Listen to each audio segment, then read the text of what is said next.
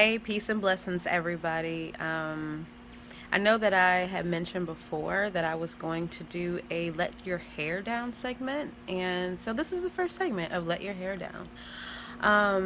We're going to be discussing topics that may be sensitive to some people, maybe not. Hopefully, that it will bring some education or enlightenment to certain situations. I'm not an expert in everything that I probably talk about, but maybe I've experienced some things, or maybe someone that is close to me have experienced some things, and I have some type of knowledge about it. And again, it's just gonna be, I'll wait.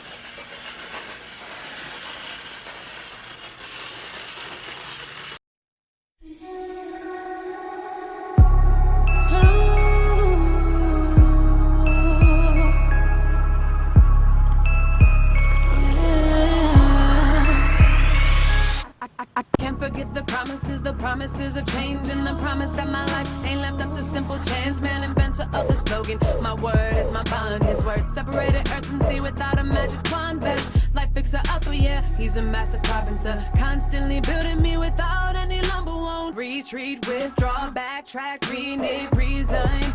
He said my future is all mine. There was a kid riding down the street with his little scooter, and it's very loud. Anyway, like I was saying, it's just my opinion slash I would love to hear from you. So this is why this is a Let Your Hair Down talk. That's where all the environmental sounds want to come in when I start to video, so please ignore the sound of that. Anyway, y'all probably don't even know what I'm talking about. I hear it. Today I wanted to talk about baby daddies. This is not to bash baby daddies. Let me say that up front. So men, you can still listen. Especially you need to listen. But this is just about baby daddies and their role, and just my thoughts on it as a whole. And the misconception or the miseducation that tends to happen when you are a baby daddy. Baby mamas, I'm gonna get to you next. Not on this segment, but the next one, so stay tuned for the next one. So this episode is about baby daddies. I wanted to address child support. Okay? I know that child support is probably the most argued about topic in baby mama, baby daddy drama. Child support. And it is what it is. Child support for the child. Now, I know a lot of the dads out there who do pay child support think that it should be just for the kid, and it should be. So let's talk about what goes into taking care of your kid, because 9 times out of 10, if you're paying child support, you're not in the household. So let's talk about what child support should go towards. It should definitely go towards their food, what the kid eats, right? They have to eat, they have to survive. Child support should definitely go to their clothes, what the kids wear, their shoes, belts, whatever the case may be, things that they may need for school, clothing wise, uniforms, backpacks, school supplies, different things like that.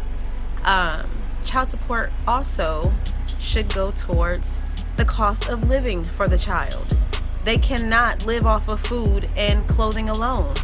So don't get mad if your baby mama uses some of the child support money to go towards the rent or the mortgage, because it's supporting your child a place to live. It also should go towards utilities. The kid needs some warmth, right? They need some air conditioning in the summer, they need some heat in the winter. They need the lights to see, to do their homework, or to just see to get ready. They need, if your house is gas, you gotta cook. Electricity, you gotta cook. Okay? So child support has to support your kids in that way too. It's not limited to just food and clothing and junk, like toys and stuff like that. I mean, this is where we make a mistake and think, oh, she using money towards bills. I ain't paying for her to live. No, you're paying for your child to live, honey. That's it. your child has to have a place to live, a roof over their head, and it's not up to the parent, the mother, just to do that.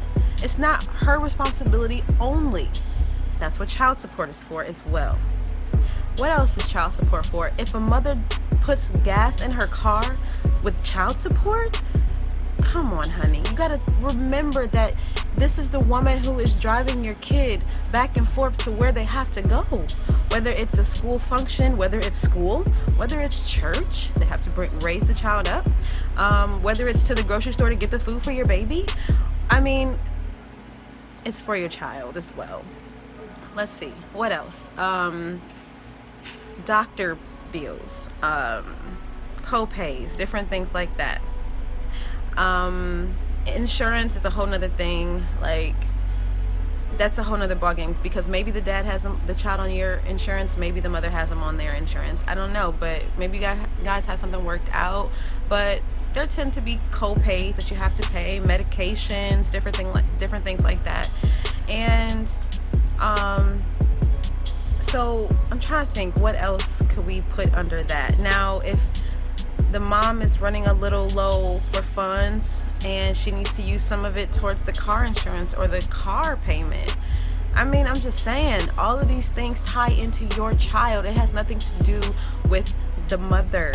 If you're not living in the house with the child and the mother, you don't have to get up in the middle of the night and deal with a sick child. You don't have to deal with the emotional mood swings that the child may have.